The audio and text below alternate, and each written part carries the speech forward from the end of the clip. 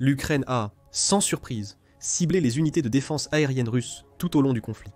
Cela permet à l'Ukraine de sécuriser ses couloirs aériens sur son territoire et, idéalement, jusqu'en Russie. Cependant, ces frappes ont généralement été menées à l'aide de missiles et de drones ukrainiens. Maintenant, la donne a changé. L'Ukraine a d'une manière ou d'une autre réussi à équiper ses chasseurs Su-27 de l'époque soviétique de missiles High-Speed Anti-Radiation Missiles fabriqués aux États-Unis. Et maintenant qu'elle sait comment faire, elle l'a fait contre la Russie. Le 2 juin, Militani et Defense Express ont rapporté que l'Ukraine avait réussi l'impensable. L'Ukraine a neutralisé une unité de défense aérienne russe en utilisant un chasseur Su-27 équipé de missiles américains, EJ-M88 HARM. Normalement, le missile HARM n'était compatible qu'avec les avions américains tels que le F-16 et le F-18 Hornet. Leurs systèmes électroniques ne sont pas compatibles avec les chasseurs de l'époque soviétique, mais l'Ukraine a réussi à trouver un moyen de rendre cela possible. Nous donnerons les détails précis plus tard dans la vidéo. Selon Defense Express, une récente mission de combat ukrainienne a permis à l'Ukraine de détruire un système de missiles solaires russe, dans le cadre d'une opération plus large impliquant des chasseurs, quelque part sur le territoire ukrainien. Nous ne savons pas exactement où la frappe a eu lieu, mais cela, nous le savons.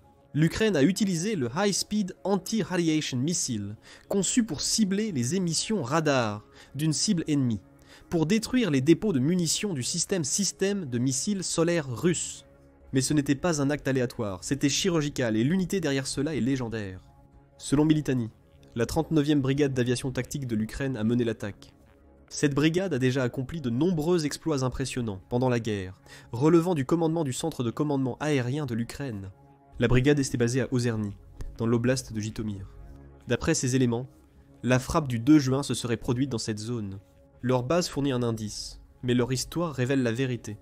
La 39e brigade d'aviation tactique est issue de l'ancien 894e régiment d'aviation de chasse de l'armée de l'air soviétique et a pour mission d'opérer les chasseurs Su-27 de l'Ukraine, ainsi que ses avions aéro L-39, Albatros. Et dès le début de l'invasion du président russe Vladimir Poutine, la brigade s'est distinguée. Le 24 février, les pilotes de la 39e brigade d'aviation tactique ont été parmi les premiers à répondre à la menace aérienne initiale de la Russie. Dans certains cas, ces réponses ont entraîné la mort. Édouard Nikolaïevitch Vorovski, un pilote de Su-27, est mort au combat en affrontant les forces russes lors de cette première contre-attaque. Ce qui lui a valu de recevoir la plus haute distinction militaire d'Ukraine, la médaille de héros de l'Ukraine. Dmitri Valerievitch Kolomets, un autre pilote, a utilisé son L-39 pour distraire les avions russes, mais a aussi été abattu. L'héroïsme semble couler dans le sang de la 39e brigade d'aviation tactique. D'autres membres de l'unité ont été tués lors des affrontements contre la Russie. La 39e brigade d'aviation tactique est une unité de confiance pour les opérations les plus risquées de l'Ukraine. C'est exactement ce que nous avons vu en juin. Deuxièmement, utilisant un Su-27 dépassé, un pilote de la 39e brigade d'aviation tactique s'est directement engagé dans la zone de portée d'un système de défense aérienne conçu pour l'abattre. Évitant les tirs du système, il a lancé une arme impossible à transporter pour décimer cette unité de défense aérienne. C'est un exploit remarquable que l'Ukraine a rapidement salué. Selon un blog lié à l'armée de l'air ukrainienne, cité par Militani, un cosaque pilotant un Su-27 a mené avec succès une mission secrète pour le groupe de frappe. Première cible confirmée pour le bébé. C'est une déclaration intéressante. Le blog pourrait révéler que le pilote ayant détruit le système de défense aérienne russe effectuait sa première mission. Ou il pourrait indiquer qu'il s'agit du premier cas d'un Su-27 ukrainien, équipé d'un high-speed anti-radiation missile, voire les deux à la fois. Des images de cette rencontre extraordinaire sont disponibles sur YouTube, c'est un fait avéré. La mauvaise qualité de la vidéo de 32 secondes rend difficile l'identification précise du type de défense aérienne ukrainienne détruit. Selon Militani, basé sur la capacité du high-speed anti-radiation missile à cibler les radars et son comportement après lancement, l'Ukraine aurait détruit un système Buk ou Tor. Les deux sont dangereux, comme nous l'expliquerons plus tard dans la vidéo. Le clip débute avec des images de la campagne ukrainienne capturées par un drone de reconnaissance. Pendant les 7 premières secondes, tout paraît calme et sans événement. Puis, des explosions. Une série d'entre elles se succèdent, projetant des flammes dans les airs. À la 8e seconde, des missiles russes de leur système de défense aérienne s'éloignent rapidement de l'explosion principale. Un missile arme ukrainien a touché avec succès un dépôt de munitions. Le reste de la vidéo montre la cible ukrainienne enfumée, rappelant à Poutine que ses systèmes de défense aérienne sont vulnérables. Militani dit qu'il est rare que de telles images apparaissent. Non. Selon lui, L'Ukraine a surtout utilisé les missiles ARM pour neutraliser les défenses aériennes russes et perturber l'activité sur la ligne de front. Le mot-clé est suppression. L'Ukraine utilise les missiles ARM pour distraire les unités de défense aérienne russes, pendant que d'autres munitions ukrainiennes infligent des dégâts, plutôt que de détruire complètement ces unités. Autrement, l'Ukraine tire des missiles ARM dans une zone cible générale et laisse les capacités de guidage du missile le diriger de manière autonome vers toute source d'émission de fréquences radio. La vidéo YouTube montre quelque chose d'extrêmement rare, peut-être même du jamais vu. C'est selon Army Recognition, qui affirme que cette séquence représente la toute première utilisation confirmée en combat d'un missile ARM par un Ukrainien, Su-27. Il indique que la vidéo illustre la capacité technique croissante des ingénieurs de la défense ukrainienne à intégrer des armements, aux normes de l'OTAN, dans des cellules d'avions de l'époque soviétique. Cela soulève des questions sur comment l'Ukraine a réussi cette attaque remarquable, une question à laquelle nous répondrons plus tard dans la vidéo. Avant cela, examinons le High Speed Anti-Radiation Missile et les deux types de systèmes de défense aérienne russes que l'Ukraine aurait pu détruire. La AGM-88 High Speed Anti-Radiation Missile, qui signifie missile anti-radiation à grande vitesse, est une arme avancée conçue pour cibler et détruire les systèmes radars ennemis utilisés pour la défense aérienne, selon Army Recognition. Le développement du High Speed Anti-Radiation Missile a débuté à la fin des années 70. Le premier modèle a été introduit au début des années 80 et officiellement adopté par l'États-Unis Air Force en 1985. Le High Speed Anti-Radiation Missile s'est fait connaître pendant la guerre du Golfe, où les États-Unis l'ont utilisé pour détruire les radars irakiens. Il a fait ses preuves à maintes reprises depuis, au point que le missile a été adopté par plusieurs pays en dehors de l'Ukraine: l'Australie, l'Allemagne, l'Italie, l'Arabie Saoudite, Taïwan et bien d'autres ont intégré le High Speed Anti-Radiation Missile dans leurs forces aériennes. Un missile High Speed Anti-Radiation Missile mesure 13 pieds et 8 pouces de long, a un diamètre de 10 pouces et une envergure de 3 pieds et 7 pouces. Le missile de 800 livres a une conception modulaire permettant des modifications simples. La conception modulaire du missile a probablement permis à l'Ukraine de l'adapter pour ses Sukhoi 27. Nous le découvrirons plus tard. Le High Speed Anti-Radiation Missile embarque une ogive à fragmentation hautement explosive de 68 kg dans son corps de missile. L'ogive est spécialement conçue pour détruire les équipements électroniques et les installations radars. Selon Army Recognition, le missile peut dépasser Mach 2 et certaines variantes atteignent même Mach 2,9.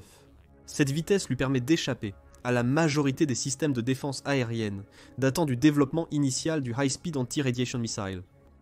Sûrement, il a une portée d'environ 30 miles, insuffisante pour permettre aux avions de chasse ukrainiens d'éviter la portée des systèmes de défense aérienne russes.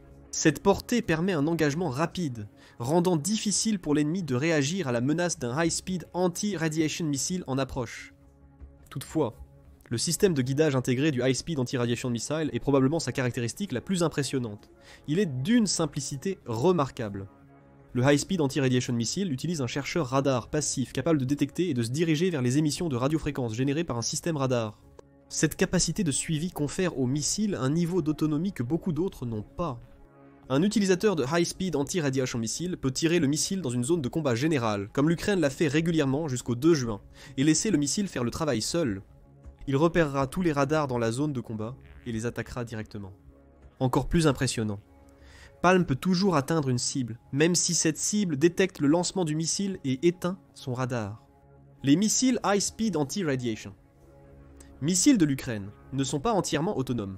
L'Ukraine peut les programmer avec des paramètres de priorité de cible pour rechercher des signaux radars spécifiques sur le champ de bataille. Cela permet de cibler un type particulier d'unité de défense aérienne que l'Ukraine souhaite frapper. Elle peut programmer le High Speed Anti-Radiation Missile pour prioriser les signaux radars du système visé avant tout autre.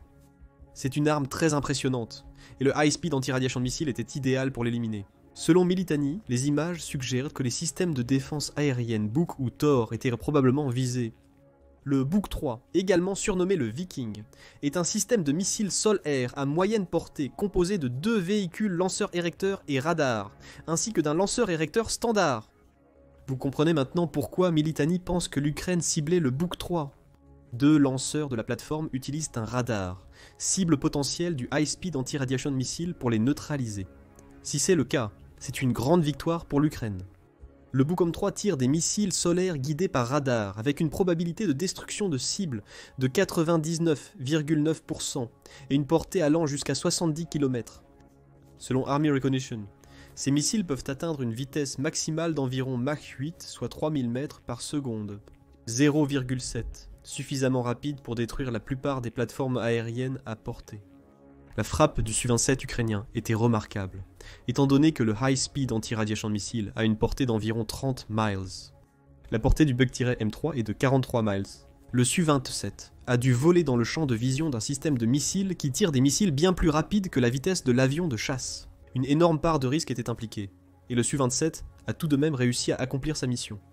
Si c'était bien un Buk-M3, il l'a détruit en juin. Deuxièmement, l'Ukraine aurait pu détruire le Tor M2DT, un système de missiles solaires à courte portée. Le Tor M2DT a été spécialement conçu pour être utilisé dans la région arctique. Le camouflage blanc et les chenilles indiquent qu'il s'agit d'une unité mobile de défense aérienne. Le système a monté avec un lanceur de missiles sur son toit, équipé d'une paire de modules 9 M3-134, chacun contenant 4 missiles solaires. Et voici le radar monté sur la tourelle du Tor. Ce radar détecte des cibles jusqu'à 25 km de distance, sur un rayon de 360 degrés. Ce radar fait du Tor une cible idéale pour les missiles high-speed anti-radiation missiles de l'Ukraine. Peu importe laquelle de ces unités de défense aérienne l'Ukraine frappe, Poutine a maintenant un problème majeur. Les radars utilisés pour identifier et neutraliser les menaces aériennes sont maintenant retournés contre eux par d'anciens avions de chasse ukrainiens, équipés de missiles high-speed anti-radiation missiles américains. C'est normalement impossible, mais voici comment c'est faisable. En réalité, depuis le début de l'invasion de Poutine, l'Ukraine tente de configurer le missile High Speed Anti-Radiation Missile pour qu'il soit compatible avec ses plateformes aériennes datant de l'ère soviétique. En septembre 2020, deux The Aviationist a rapporté que l'Ukraine avait réussi à faire exactement cela, d'abord avec ses chasseurs MiG-29, puis plus tard avec ses Su-27. La confirmation visuelle de cet exploit est venue du compte Polymarket Intel sur X, qui a publié une photo d'un Su-27 transportant une paire de missiles high-speed anti-radiation missiles fixés sur les pylônes de ses ailes. Cependant, la question de savoir comment l'Ukraine avait réussi ce coup restait sans réponse. La chaîne YouTube Historic Wings a fourni la réponse le 4 septembre. En 2022, le mystère était évident pour tous. Pour le profane, il semblerait que n'importe quel missile puisse être fixé sous les ailes de n'importe quel avion de chasse. C'est techniquement le cas, mais placer un missile sur un pylône ne signifie pas que l'avion peut tirer ce missile. Chaque avion a ses propres systèmes électroniques, qui doivent être compatibles avec son armement. Le Sukhoi 27 est un avion à réaction russe de l'ère soviétique. Le High Speed Anti-Radiation Missile et de nombreux autres missiles fournis par les alliés de l'Ukraine sont conçus pour des avions de l'OTAN. Les deux ne devraient pas aller ensemble. Historic Wings indique que des ordinateurs spécialisés sont requis pour le tir de missiles. Le ARM et le Su-27 auraient besoin d'un bus de données compatible, l'avion nécessitant également les affichages appropriés dans le cockpit pour permettre aux pilotes de déterminer les cibles et de tirer le ARM. Tout cela est faisable. L'Ukraine pouvait remplacer l'électronique russe de ses avions de chasse par des équipements occidentaux. Cela rendrait ces Su-27 et autres avions de chasse soviétiques compatibles avec le ARM. Mais ce remplacement aurait pris des années, dans de bonnes circonstances, et probablement bien plus en temps de guerre active. Malgré le manque de temps, l'Ukraine a résolu le problème de compatibilité 6 mois après le début de la guerre. Comment ? Les théories allaient bon train. L'apparition de photos de Mikoyan Gurevich 29 et Su-27 équipés de missiles High Speed Anti-Radiation Missile a confirmé qu'elles n'étaient pas simplement symboliques. L'Ukraine ne simulait pas la compatibilité pour effrayer la Russie. Historic Wings note qu'au moment où les photos sont apparues, la Russie avait déjà commencé à récupérer des morceaux tordus d'ailerons de missiles high-speed anti-radiation missiles, parmi les décombres de certains de ces sites radars. L'aviationniste a rapporté l'un de ces cas en août. En 2022 également. Il a partagé une photographie publiée sur le compte X d'Open Source Intelligence Technical montrant un fragment de missile high-speed anti-radiation missile avec des informations d'identification, qui aurait été tiré sur une position russe. L'Ukraine avait non seulement résolu le problème de compatibilité, mais utilisait déjà des missiles high-speed anti-radiation missiles avant même que les premières photos de ceux-ci sur des Su-27 n'apparaissent. Malgré cela, certains ont accusé l'Ukraine d'avoir falsifié les photos, selon Historic Wing. Cependant, Ces rumeurs ont vite été démenties quand les États-Unis d'Amérique ont confirmé fournir des missiles high-speed anti-radiation missiles à l'Ukraine le 9 août. Il serait inutile d'envoyer ces missiles à 200 000 $ l'unité si l'Ukraine ne pouvait pas s'en servir. Certains ont suggéré que l'OTAN aurait pu donner à l'Ukraine des avions pouvant tirer des missiles high-speed anti-radiation missiles, mais cette rumeur n'a pas été confirmée. Au début de l'invasion de Poutine, les nations occidentales hésitaient à envoyer ce type d'équipement à l'Ukraine, craignant une escalade. Cependant, les pilotes ukrainiens auraient aussi eu besoin d'au moins 1 an de formation pour piloter ces avions. Cette exigence de formation est l'une des raisons pour lesquelles il a fallu attendre août 2024 pour que les premiers chasseurs F-16 arrivent en Ukraine. Les avions étaient prêts, mais les pilotes ukrainiens devaient encore apprendre à les piloter. Alors, si aucune de ces rumeurs n'était vraie, comment l'Ukraine a-t-elle configuré ses Su-27S pour tirer des missiles high-speed anti-radiation missiles? Selon Historic Wings, Raytheon, fabricant américain de défense, a accompli ce que l'on croyait impossible, mais ne l'a finalement pas fait. Dans les mois suivant l'invasion de l'Ukraine par Poutine, Raytheon avait déjà trouvé comment rendre les missiles high-speed anti-radiation missiles compatibles avec les avions de chasse de l'ère soviétique. Des décennies avant que Poutine ne s'intéresse à l'Ukraine, Raytheon avait déjà investi beaucoup d'efforts pour développer une compatibilité étrange. Top Gun non, pas le blockbuster des années 80 avec Tom Cruise, mais le vrai Top Gun, avec une contribution importante du programme Red Flag de l'États-Unis Air Force. Historic Wings affirme que pendant la guerre froide, le département de la défense des États-Unis a secrètement acquis plusieurs des avions russes les plus importants. Le Su-27 et le Mikoyan Gurevich 29 étaient probablement inclus pour être évalués. Ces acquisitions ont été menées dans le cadre de plusieurs programmes portant des noms de code, dont certains titres étranges comme Have Idea et même Have Donut. Selon Historic Wing, ces programmes utilisaient différents avions russes, obtenus via le marché noir ou lors d'opérations éclairs. Les États-Unis ont consacré beaucoup de temps et d'argent à ces programmes. Après l'effondrement de l'Union des républiques socialistes soviétiques, les États-Unis, loin de penser leur programme terminé, se sont lancés dans une frénésie de dépenses. La Russie, ravie de vendre ses anciens avions soviétiques, en achetait davantage pour les étudier et les proposer même à des acheteurs privés durant cette période. Grâce à ces programmes, les États-Unis ont appris l'essentiel sur les cellules d'avions russes. Cela incluait l'apprentissage de l'installation de missiles high-speed anti-radiation missiles et d'autres armes américaines sur ces avions. Ainsi, l'Ukraine n'a pas eu à trouver une solution ingénieuse au problème de compatibilité, ce qui marque l'une des rares occasions où l'innovation locale n'a pas été responsable d'un grand succès ukrainien. Les événements du 2 juin et les nombreux autres usages non documentés des missiles high-speed anti-radiation, missiles durant la guerre, ont été possibles grâce à un programme américain coûteux, lancé il y a des décennies. Les détails exacts sur la façon dont les États-Unis ont résolu ce problème de compatibilité restent au secret. Néanmoins, The Aviationist propose des hypothèses dans son article de septembre 2022 évoqué précédemment. Il indique qu'un examen des photographies à la fois du Mikoyan Gurevich 29 et du Su-27 semble révéler que les missiles high-speed anti-radiation missiles américains sont chargés sur les lanceurs de missiles APU 470. Les deux avions disposent de ces lanceurs pour tirer leurs missiles RR russes, R-27RR, 10 Alamo. Cela implique une certaine utilisation de la technologie russe existante. La même source indique qu'un examen de l'affichage d'un Mikoyan Gurevich 29 montre que l'appareil reconnaît le missile High Speed Anti-Radiation Missile comme un R-27EP. Il s'agit d'une variante anti-radar du missile RR, R-27RR, 10 Alamo, qui possède des spécifications similaires à celles du High Speed Anti-Radiation Missile. Cela soulève une perspective intrigante. Les MiG-29 et Su-27 de l'Ukraine n'ont peut-être même pas eu besoin de kits complexes pour configurer leur électronique. Au lieu de cela, l'aviationniste affirme que les deux appareils peuvent utiliser leur propre avionique sans modification complexe pour tirer des missiles High Speed Anti-Radiation Missiles. L'intégration s'est révélée plus simple que prévu. Malgré cela, l'Ukraine n'aurait peut-être jamais découvert cette possibilité sans les études préalables menées par les États-Unis. Les missiles high-speed anti-radiation missiles seraient arrivés en Ukraine dès août. En 2022, pour 2 voire avant, les États-Unis savaient déjà que les avions de chasse ukrainiens pouvaient tirer ces missiles. Aujourd'hui, l'Ukraine utilise très bien cette capacité. Nous avons notre première preuve vidéo que les Su-27 ukrainiens sont à la fois équipés de missiles high-speed anti-radiation missiles et que leurs pilotes savent exactement comment les utiliser. Nous verrons probablement davantage de frappes high-speed anti-radiation missiles confirmées dans les prochains mois.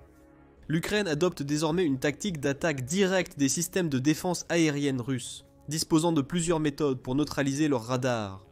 Il y a quelques jours, en une seule frappe, elle a anéanti un système radar russe d'une valeur de 50 millions de dollars en un instant. Apprenez-en plus en visionnant notre vidéo sur cette frappe. Et n'oubliez pas de vous abonner à l'émission militaire si vous voulez plus de vidéos récentes couvrant les dernières victoires ukrainiennes contre les forces de Poutine.